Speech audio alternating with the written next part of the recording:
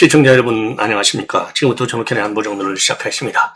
자, 이번 시간에는요, 지금 방금 전에 우리 국내 언론에도 보도되고 있는데 74년도 그러니까 이제 유신 시절이죠. 이때 이제 유경수 여사가 당한 그런 사건이 그나마 불행한 사건이 있었지 않습니까? 그 직후에 지금 주한 미 대사관에서 미 정부에 보고한 이 보고서, 요게 이제 기밀이 해제돼서 언론에 보도가 됐어요. 그 당시 주한 미 대사관 보고의 핵심을 보면 유경수 여사 사건을 계기로 해서 오히려 그러니까 일종의 이제 탄압 정치가 더 강화될 가능성이 상당히 크다. 이런 전망을 한 그런 정부 보고서가 지금 포함되어 있어요. 자, 이걸 보면은요, 당시에 주한미 대사관의 정부 판단이 정확하게 떨어진 것 아니겠습니까? 자, 그래서 이거를 현재의 이재명 정권과 비교해보면 이재명 정권도 말이죠. 지금 현재 내부의 지금 분열 현상이 상당히 심각하지 않습니까? 내부의 분열이 지금 어디까지 가고 있느냐? 전당대회가 끝나면 이게 분당으로 갈 수도 있다. 이런 얘기까지 나올 정도로 지금 흔들흔들 하고 있어요. 그리고 지금 조기 레임덕 가능성까지도 외신에서 마저도 지금 이런 전망을 하고 있습니다. 자, 그렇기 때문에 이런 걸 보면 말이죠. 그 당시에 74년도에 지금 박정희 대통령의 탄압 통제 정책, 정치로 갈 것이라고 전망했듯이 현 주한 미 대사관의 정부 판단 능력, 그걸 보면 정부 판단 능력이 정확하다는 거잖아요. 그래서 이재명 정권의 전국 운영과 관련된 판단이 정확하지 않을까, 이렇게 우리가 추정할 수가 있어요. 그렇기 때문에 우리 자유우파 국민 여러분들의 강력한 견제와 그리고 감시 감독 그리고 비판이 더욱더 필요한 상황이 아닌가, 이렇게 판단이 됩니다. 자, 그래서 해제된 기밀문서 내용을 여러분께 자세하게 말씀을 드리도록 하겠고요. 그 다음에 하나는요, 지금 제가 방금 전에도 말씀을 드린 대로 지금 일본 외신이 맨 먼저 이거 조기 레임덕 가능성이 상당히 있다, 이런 취지의 분석 기사를 싣고 있고요. 관련 내용을 뉴델리에서 자세히 보도하고 있습니다. 자, 그래서 최근에 여론의 추이를 보면 제가 말씀드렸지 않습니까? 부동산 문제, 증시 문제, 검찰 수사권 문제 등등 한두 개가 아니에요. 일일이 열거하기가 힘들 정도로 제 반도체 혼합 유치하는 문제 등등. 지금 국정 난매상이 좀 한두 개가 아니지 않습니까? 고구마 통굴처럼 쫙 나오고 있어요. 그러니까 여론이 빠지지. 그러니까 조기 레임덕이 나오는 얘기가 외신에서 마저도 나오고 있는 겁니다. 자, 그 다음에 광주 군공항, 이게 이제 호남 반도체 800조짜리, 요거하고 다 연계된 거지 않습니까? 자, 근데 광주 군공항 1전투 비행단인데, 여기에서는요, 그러니까 조종사 양성 기지의 역할이 제일 큰 그런 건데, 이거를 갖다가 다른 군공항에 임시 배치해서라도 이게 속도전, 전격전을 벌여라, 이렇게 이재명이가 지시했지 않습니까? 그러다 보니까 말을 못해서 그렇지 군 내부도 그렇고 특히 주한미군도 불만이 상당한 것 같아요. 얘기 좀 해달라 그랬더니 주재국 정책에 대해서는 우리는 얘기 안 해, 입을 딱 닫았다는 겁니다. 이게 한마디가 뭐예요? 기분이 좋으면 쫙 나오잖아요. 우리 개인이나 똑같으죠. 기분이 좋으면 물어보면 그냥 묻지 않은 얘기까지 쫙 나오는 게 통상적인 반응이 아니겠습니까? 우리는 얘기 안 해. 그럼 주재국에서 하는 정책 얘기를 안 하겠어. 이거는 너희들이 지금 잘못된 방향으로 가고 있는 거야 라고도 해석이 가능한 이런 대목이 되는 거예요. 그래서 주한미군 측에서도 과연 이거를 갖다가 이재명이가 얘기한 대로 전격전에 어느 정도로 협조해 줄 것이냐, 제가 보기에는 그렇게 쉽지 않을 것이다. 이런 지금 예측이 가능하고요. 그 다음에 이제 마지막으로는 여러분들 지금 이미 여러분께도 여러 차례 말씀을 드렸는데, 지난번에 나토 튀르키예에서 나토 정상회의가 열렸는데 이란에서 지금 트럼프 대통령을 암살하겠다, 이런 첩보를 입수하는 바람에 트럼프 대통령이 올 때는 카타르가 선물한 6,400억짜리였나요? 이 전용기를 타고 왔다가, 그럼 갈 때도 아주 새 삐까삐까한 전용기를 타고 갈 거 아니겠어요? 근데 갈 때는 구형 전용기를 타고 가요. 그래서 이 비행기를 이제 바꿔 타고 가는데 그 이유가 이 암살 위협이 있으니까 그거를 따돌리려고 구형 비행기를 타고 간 걸로 돼 있는데, 지금 새롭게 외신에 보도되는 바에 따르면은요, 뚜르키에서 영국 갈 적에도 영국에서부터는 그 구형 비행기를 타고 갔어요. 근데 뚜르키에서 영국으로 갈 때에는 실제적으로 시작은 구형 비행기를 탔지만은 타고 나서는 다시 구형 비행기에서 감쪽같이 내려가지고요, 다른 비행기를 타고 영국으로 이동을 해요. 그런데 다른 비행기를 탈 때 그럼 어떻게 탔느냐? 여러분들 기내식, 기내식 운반하는 트럭 있잖아요. 그 케이터링 하는 트럭. 이 비행기 안에 군의 식사를 제공하는 이 트럭이니까 당연히 사다리차를 갖고 있죠. 요거를 타고서 그 트럭기 안에 공항에서 거기서 그리고서 다른 비행기로 옮겨 타고 영국까지 이동을 하는 겁니다. 감쪽 같은 공곡질 작전을 벌이는 거예요. 예. 자, 그래서 요 관련 내용도 여러분께 자세하게 설명을 드리도록 하겠습니다. 자, 그리고요, 지금 이 시간에도, 지금 이영숙님하고 몽몽님, 이렇게, 여러분들의 댓글을 올려주고 계신데, 다시 한번 감사하다는 말씀을 드립니다. 예. 자, 그래서 지금 이미 제가 여러분께 말씀을 드린 대로 제가 지금 해외에서 방송을 하기 때문에 말이죠. 지금 이제 와이파이 사정이 조금 안 좋은 경우도 들어있어요. 아직까지는 뭐 그렇게 나타나지 않고 있는데 저는 현장에서는 조금 이 와이파이가 느리다 보니까 이 자료 업로드가 잘 안 돼요. 예. 자, 그래서 이 대한민국의 이 광 케이블 이게 어마어마한 정말 이렇게 우리가 평소에는 느끼지 못하는 고마움, 발전된 기술의 수준 이런 거를 굉장히 좀 고맙게 생각을 합니다. 그래서 조금 방송 이 화면이라든가 아니 음성이 약간의 좀 이상이 있다 하더라도요, 여러분께서 이해를 해주시면은 대단히 고맙겠습니다. 자, 그러면 말이죠. 지금 뉴델리가 보도하고 있는 내용이 되겠습니다. 이재명 제목이 말이죠. 오창균 선임 기자의 부업 분석 내용인데 이재명의 조기 레임덕 워닝벨이 울렸다. 이렇게 돼 있어요. 이 얘기는 결국 뭐냐? 자, 이 월요일 날 나온 리얼미터 여론조사 결과를 보면요. 취임 후 최저치인 43.3%를 내놨어요. 당 지지율까지도 밀리는 겁니다. 특히 서울에서 푹푹 빠지고 있어요. 그래서 이 빠지는 이유는 부동산 문제라든가 그다음에 보수층이 빠지고 있고 고령층이 빠지고 있어요. 그래서 삼중 이탈 구조를 지금 매여 있다. 그리고 외신도 특히 일본 언론인데요. 조기 레임덕 가능성을 지적하고 있습니다. 자, 그래서 지지율이 앞으로도 40% 아래로 쭉 내려가면 국정 운영의 장악력이 급속히 약화될 것이다. 이런 전망이 나오고 있습니다. 예. 자, 그래서 요 뉴델리의 기사 내용을 보면 이재명이가 집권 2년차에 이미 조기 레임덕 경고 구간으로 들어섰다는 겁니다. 그래서 여기서 인용되는 이 기사에서 이용되는 핵심 데이터를 보면요. 국정수행의 긍정평가가 43.3% 밖에 되지 않아요. 4주 연속 하락하고 취임 후 최저치를 기록했습니다. 부정평가가 무려 53.0, 격차가 9.7%로 벌어졌어요. 그리고 여기서 더 의미 있는 것 중에 하나는 짚어야 될 대목 중에 하나는 민주당 지지율이 44.6. 그러니까요. 민주당 지지율은 43.6인데 이재명 지지율은 43.3%잖아요. 자, 그래서 처음으로 민주당 지지율이 이재명 지지율보다 높아요. 이게 데드크루스가 발생한 겁니다. 자, 그래서 이거는요. 통상 여당은 지금 대통령 인기에 기대는 구조잖아요. 근데 지금은 거꾸로 당이 대통령을 끌어주는 상황이 되고 있어요. 자, 이 얘기는 결국 뭐냐? 이재명에 대한 개인의 리더십, 신뢰 문제가 지금 굉장히 종잡을 수 없을 정도로 떨어지고 있다. 그러니까 민주당이라는 정당 브랜드만도 못한 거예요. 예. 자, 그래서 이재명의 지지율이 43% 떨어졌는데 더 중요한 것은 처음으로 여당 지지율보다도 낮아졌다는 것이다. 이거는 정권의 엔진인 이재명이가 대통령이 이제 당에 짱 박혀서 끌려가는 모양새라는 얘기까지 되는 겁니다. 그래서 이거는 레임덕의 전형적인 초기 패턴이 되는 거예요. 그러면 어디서 무너졌느냐? 서울과 보수와 고령층에서 무너졌어요. 3중 이탈 현상이 생기는 겁니다. 자, 그러면 서울의 경우에는 마이너스 5.9 최대, TK의 경우에는 마이너스 5.5, 부울경은 마이너스 4.8. 이 특징을 보면요. 서울이라고 하는 수도권에서의 하락이 큰 것이고, 그 다음에 전형적인 보수 지역에서의 그야말로 실망 지수가 높아지는 거예요. 그리고 연령대별로 보면은 70대에서 제일 커요. 마이너스 5.6, 그 다음에 60대가 마이너스 5.3, 그리고 20대가 마이너스 2.5가 되는 겁니다. 그리고 연령별로 보면 그래서 20대하고 60대, 70대에서의 이반 현상 심각하다. 그리고 이념별로 본다면 보수층에서의 부정평가가 전주 대비 5.9%나 뛰어 올랐어요. 그래서 79.6. 예. 자, 그래서 요 내용은 뭐냐? 서울에서 레임덕의 발화점이라고 지금 여권 스스로가 인정했던 곳에서 실제로 이탈 폭이 최대로 터지고 있어요.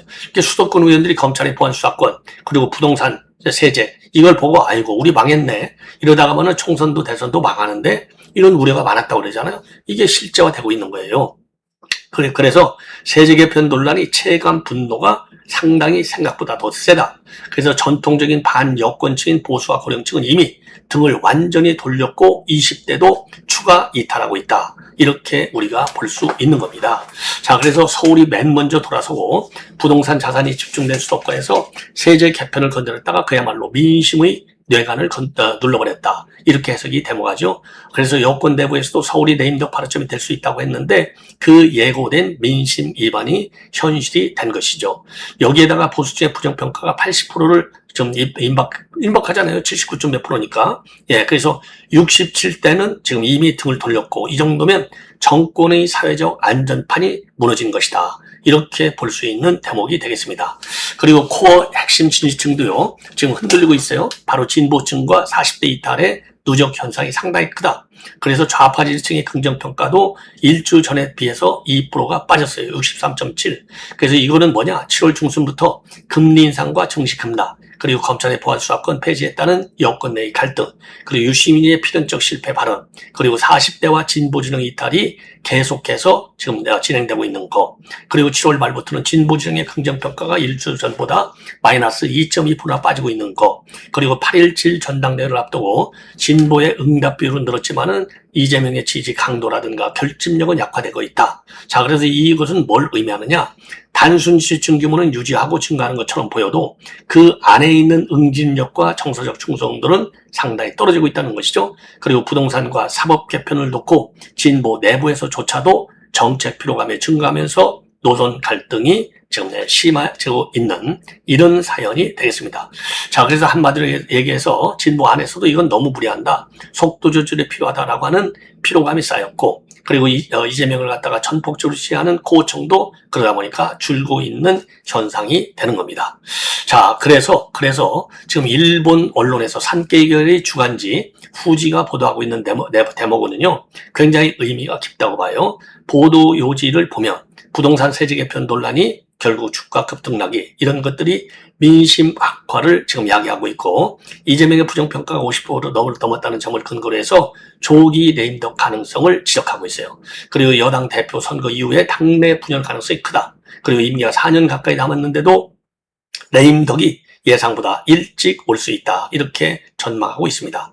자, 그래서 레임덕으로요, 국내 야당만 말하는 게 아니라 외신까지도 지금 언론에서 지금 회자하고 있다는 점, 그리고 한일 관계와 외교, 그리고 투자 관계에서 한국 정권의 정치적 불안정성이 서서히 이런 평가에 반영될 수 있다는 그런 신호가 온 거예요.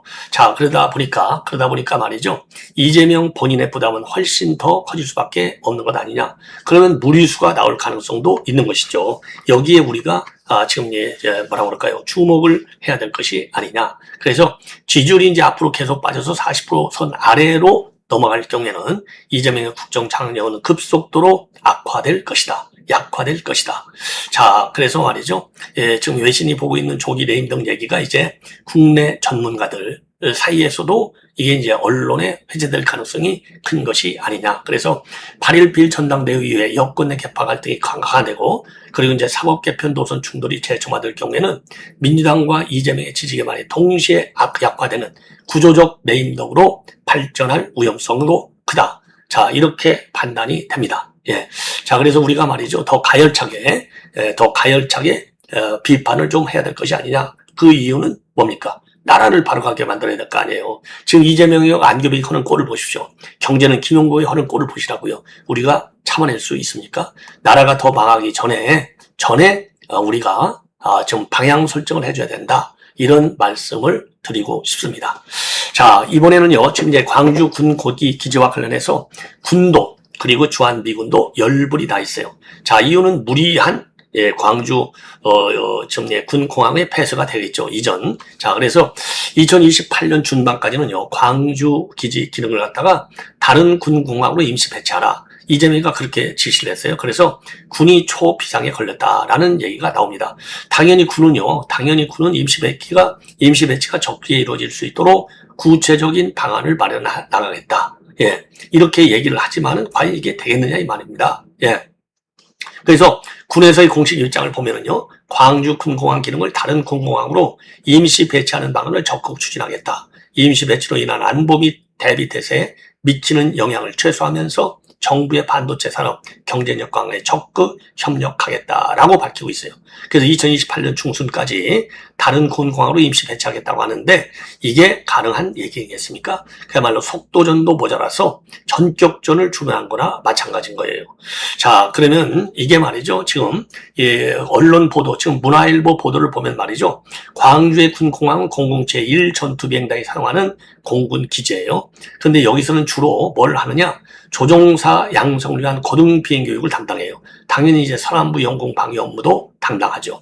자, 그런데 이거를 세 개 비행단에 분산 이전하겠다는 겁니다. 그래서 1 전투 비행단 이하에 3개 비행대대가 있어요. 근데 그거를 지금 예천에 있는 16 전투 비행단, 그리고 서산에 있는 20 전투 비행단, 그리고 충주에 있는 19 전투 비행단에 분산 이전하겠다는 겁니다. 자, 그런데 지금 군사 전문가들은 뭐라고 이걸 비판하고 있느냐? 지금 광주의 제1 전투 비행단하고 공군 전체 전투 비행단 수용 능력을 고려하지 않은 무리한 속도전이다. 이것이 한미 훈련 그리고 조종사 양성 체계에 상당한 악영향을 끼칠 수 있다. 이렇게 우려하고 있어요. 예컨대 말이죠. 청주기지 F-35 전투기 40대 수용시설을 짓는데 4년이 걸렸다는 겁니다. 그런데 지금 제1 전투비행단의 전투기는 몇 대냐? 60여 대라고 하는 거예요. 그런데 40대 수용시설인데 4년이 걸렸는데 60대 분산 배치하는 수용시설 건설하는데 최소한도 3, 4년은 걸릴 거 아니에요. 그런데 2028년도까지 끝내라는 거 아닙니까? 2년 안에 속도전. 이게 전격전. 속도전도 보다서 전격전. 이게 말이나 되냐? 이런 얘기죠. 그러다 보니까 조선일보에서 군사 전문 기자였다가 지금 비례대표로 국회의원 배치를 유영원 같은 경우는요. 전투 비행장들은 국산 전투기 KF-21 전략과에 따른 수용시설 공사 그리고 노후 활주로 재포장 공사로 이미 포화 상태에 들어가 있다. 이미 전투 비행단 다른 전투 비행단 기지들도 다 포화 상태라 이거예요. 예. 자, 그리고 더 큰 문제는 뭐냐? 이 광주 군공항은 말이죠. 유사시에는요, 미 공군을 전력하도록 되어 있어요. 그래서 한미 공동운영 기지로 되어 있는데, 기지 내에 있는 주한미군에 제공한 공여지도 있어요. 그러면 주한미군이 이 공여지를 빨리 우리 한국 쪽으로 넘겨줘야 될 거 아니에요. 그런데 만약에 주한미군에서 협조를 잘 안 해주면 어쩔 거냐 이거예요. 예. 자, 그래서 국방부가 미국 측과 협의를 잘 해 나가겠다고 밝히고 있지만은 미국이 이거 쉽게 오케이 해주겠냐 이 말이죠. 그러지 않아도 지금 갈등이 많은데, 예. 그래서 이 문화일보 보도에 따르면은요, 주한미군 측에서는 뭐라고 하는 거 있느냐? 불만을 받고 있다. 이렇게 볼 수밖에 없어요. 뭐라고 하고 있느냐? 주둔군의 정책 문제에 대해서는 언급하지 않는다. 한반도에서 준비되고 역량 있는 전력을 유지하고 견고한 연합방위 태세를 유지하는데 최선을 다하고 있다. 이런 원론적인 그야말로 교과서에 나오는 얘기만 반복하고 있는 거예요. 자, 얼마나 불만이 많으면 이렇게 우리는 주둔국 그러니까 이제 한국 정부 정책에 관해서 얘기 안 할래. 자꾸 묻지 마. 피곤해. 이거지 않습니까? 한마디로 얘기한다면. 예. 자, 그래서 지금 이제 주한미군의 이런 반응을 보면은 예사롭지가 않다. 이렇게 판단이 됩니다. 자, 그 다음에는요, 지금 이제 이 보도되고 있는 내용인데, 저 바로 뭐냐? 요거예요. 예, 요 문서. 요게 이제 이 텔레그램. 예, 이게 이제 지금 해제가 됐어요. 74년도 8월 20일자, 예, 74년도 8월 20일자 주한미 대사관이 미 정부에 보고한 요 텔레그램, 이 시크릿 있잖아요. 비밀 문서. 비밀 문서가 해제가 된 겁니다. 자, 그래서 요 해제가 됐는데 요 내용이 지금 해제가 됐으니까 이제 공개가 된 거잖아요. 예. 자, 그래서 요 내용을 여러분께 말씀을 드리면 한마디로 얘기해서 박정희 대통령이 온건하게 가지 않을 것 같다. 이렇게 시작해요, 제목이. 예. 그래서 한마디로 얘기해서 그러니까 이제 강압 체제로 간다는 얘기죠. 근데 정확하게 이게 맞았지 않습니까? 자, 그래서 이걸 보면 현재의 이재명 정권도 말이죠. 이재명 정권도 지금 이 주한미 대사관에서 어떻게 판단하는지 우리가 눈여겨봐야 될 것이 아닌가. 자, 이렇게 생각이 되는 대목이 되겠습니다. 자, 그래서 요 관련 내용을 여러분께 말씀을 좀 드리겠는데요. 예. 자, 우선 이제 이 핵심 내용은 딱 그거예요. 그러니까 요 보고서는 8월 20일 날 유영수 여사가 서거를 했어요. 그 이후 좀 닷새 뒤에 주한미 대사관이 미 국무부에 보낸 비밀 전문의 일부입니다. 자, 그래서 여기를 보면은요, 우리는 박정희 대통령이 온건한 방향으로 나갈 것으로 보지 않는다. We do not see moving toward moderation. 예, 온건한 방향으로 나갈 것 같지가 않다. 자, 그러면서 말이죠. 그가, 즉, 박정희 대통령이 확고하고 강력한 조치가 국가의 안보와 자신의 안전을 위해 필요하다고 그 어느 때보다도 확신하리라고 예상한다. 그래서 사회 전반의 대응과 정권의 내부 동향을 쭉 적고 있습니다. 자, 그래서 국사편찬위원회가 말이죠. 이 비밀문서를 포함해서 미국 국립문서 기록관리청에서 수집한 74년도 미국 주한미 대사관의 생산 비밀문서 51개, 문서철 1200여 건을 지금 온라인에 처음 공개한다고 11일 밝혔어요. 자, 그래서 외교 전문 텔레그램, 그 다음에 보고서, 비망록으로 구성된 이 자료는 최근에 비밀이 해제됐고, 그래서 이제 국사편찬회 측에서는 지난 3월 수집을 마친 뒤에 목록 정리 작업을 거쳤다고 합니다. 그래서 이 자료에 따르면 74년도 1월에 유신헌법 비방을 금지한 긴급조치 1, 2호를 미국도 사전에 전혀 모르고 있었어요. 그래서 대사관은 보고 전문 첫머리에서 박 대통령의 결정에 대해 언지를 전혀 받지 못했다. 박 대통령이 절제를 포기하고 탄압으로 급선회했다라고 평가했습니다. 그리고 이 밖에도 사회 각계의 민주화 요구, 김대중 재판, 민청 항령 사건을 쭉 다루고 있어요. 자, 이걸 보면은 지금 이제 당시에 주한미 대사관에서의 이런 보고, 정세 전망이 정확하게 들어맞았다. 이 점을 저는 강조하고 싶어요. 자, 이번에는 트럼프 대통령의 암살과 관련된 내용이 되겠는데요. 자, 요거를 보면 굉장히 이제 치밀하게 암살을 피하기 위한 기만 작전이 벌어졌다. 자, 그래서 모두의 지금 제가 말씀드린 대로 기내식 트럭까지 동원해서 지금 이제 신변을 보호했다. 자, 이게 이제 결론이 되겠습니다. 자, 그런데 이제 어느 나라 정보를 가지고, 그러니까 이제 모사드 정보냐 아니면 CIA 정보냐, 예, 이런 것까지는 나와 있지 않아요. 그래서 지금 언론에 공개되고 있는 내용을 보면은, 언론에 공개되고 있는 내용, 이거는 이제 당연히 미국 내 지금 외신 보도를 통해서 워싱턴 포스트가 보도하고 있는 내용이 되겠습니다. 워싱턴 포스트. 요 보도 내용을 바탕으로 했는데, 요 007 작전의 핵심은 지금 언론 카메라 앞에서는 트럼프 대통령이 기존에 청백색 대통령 전용기에 탑승해요. 그러니까 구형 전용기에 탑승을 합니다. 그 탑승 직후에요. 왜냐면 비행기가 양쪽에 다 있잖아요, 문이. 탑승 직후에 반대편 출입문으로 나와서 K-2 트럭, 적재함을 통해서 활주로로 이동합니다. 그래서 인근에 있는 C-32A 비행기에 올라탑니다. C-32A라고 하는 것은 보잉 757 기반의 미 공군 고위 인사 수송기예요. 자, 이거는 이제 장관들이 타고 다니는 비행기라고 그래요. 그래서 기자단과 일부 백관 직원은 기존 전용기에 그대로 남아있고 해당 항공기는 사실상 미끼 역할을 한 겁니다. 자, 왜 그랬느냐? 핵심 목적은 단순한 항공기 교체가 아니라 트럼프 대통령의 실제 위치와 이동 항공기를 감추는 데 있었어요. 그래서 보도에 따르면 정보 당국은 이란이 트럼프 대통령과 또는 트럼프 대통령 전용기를 말하자면 테러할 수 있다는 구체적이고도 신뢰적인 테러 정보를 포착했고, 따라서 미끼 항공기하고 은밀한 지상 이동을 결합한 기만 작전이 벌어졌다.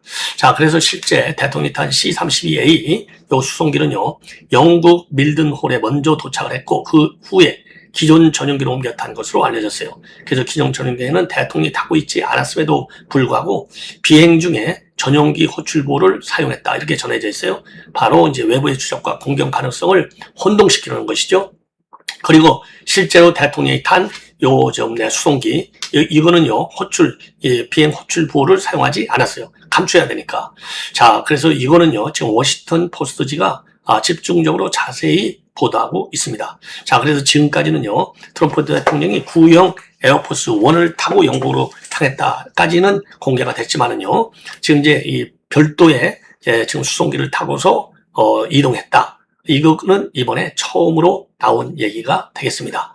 자, 그래서 이 정도로 말이죠, 이번 트럼프 대통령에 대한 신변 위협이 상당했다라는 점을 우리가 알 수 있어요.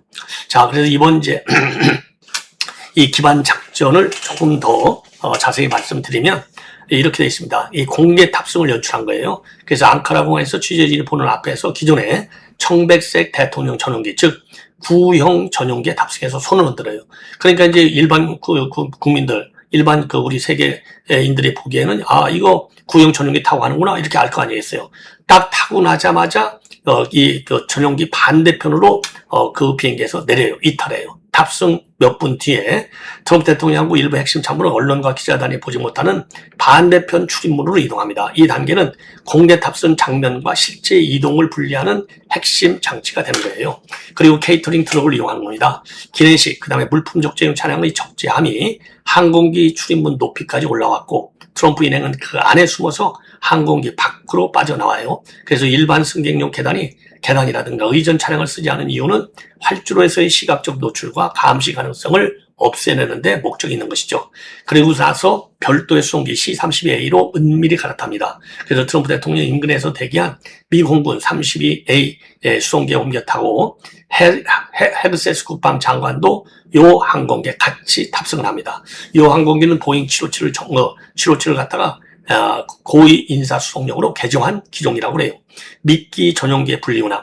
그러니까 이 기존의 구형 전용기에는요, 백악관 출입기자단하고 일부 직원이 남아서 영국으로 그대로 출발했고, 일부는 대통령이 같은 비행기에 타고 있다고 여긴 것으로 보도가 됐습니다. 당연하죠. 모르니까. 그래서 백악관 직원들이 창문 가리개를 내리도록 한 것도 외부에서 객실 내부나 대통령 부재를 확인하기 어렵게 하기 위해서 창문 덮개를 내리라고 했다고 그래요. 그리고 호출보와 비행 추적을 혼선시키는 작전도 씁니다. 그래서 대통령이 실제로 타지 않은 기존 전용기가 비행 중임에도 불구하고 에어포스 1 호출보를 그대로 사용합니다. 그래서 실제 대통령이 탑승한 C-32A 수송기 이동은 일반 비행 추적 서비스에 포착되지 않았어요. 즉 공격자나 관측자가 추적할 만한 표적을 의도적으로 잘못된 방향에 남긴 겁니다. 그렇죠. 그래야 따돌리죠. 예. 그리고 영국 밀든홀에서의 제 합류를 보면 요 대통령이 실제 탄 C-32A가 영국에 있는 그 군 기지에 먼저 도착해서 트럼프 대통령은 다시 기존의 구형 전용기로 옮겨 타고 워싱턴으로 내려가는 겁니다. 다만 그는요, 기자들 앞에서 그 전용기 계단을 내려왔고 대외적으로 처음부터 그 항공기를 타고 온 것처럼 보이게 만드는 거예요. 자, 그런데 지금 미국 정보기관이 포착했다는 위협은 트럼프 대통령 또는 대통령 전용기를 겨냥한 구체적이고 신뢰할 만한 이란의 공격 위협이었다. 까지만 나오고 있어요.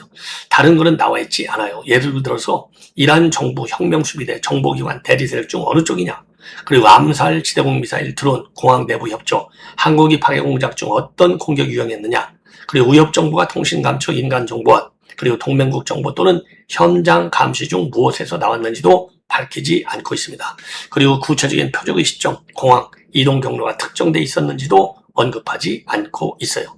그냥 신뢰할 만한 정보다 이렇게 되어 있습니다. 자, 이걸 보면은요, 제가 보기에는요, 상당히 그야말로 구체적이고 신뢰할 만한 정보가 굉장히 지금 확실하게 입수가 됐다. 그러니까 이렇게 007 작전을 기묘하게 그냥 전용기 한 대를 바꿔 타는 걸로 끝나지 않고 반대편 문으로까지 내려서 케이터링 트럭으로 옮겨 타가지고 다른 수송기로 옮겨 타는 정도의 2중 3중의 007 작전을 편 것이 아니냐, 이렇게 판단이 됩니다. 예. 자, 그래서 지금 이 트럼프 대통령 암살 위협이 그동안에도 여러 차례 있었기 때문에 더 민감한 007 작전이 필요했다, 이렇게 생각이 듭니다. 자, 시청자 여러분, 이것으로 본 방송을 마치겠습니다. 대단히 고맙습니다.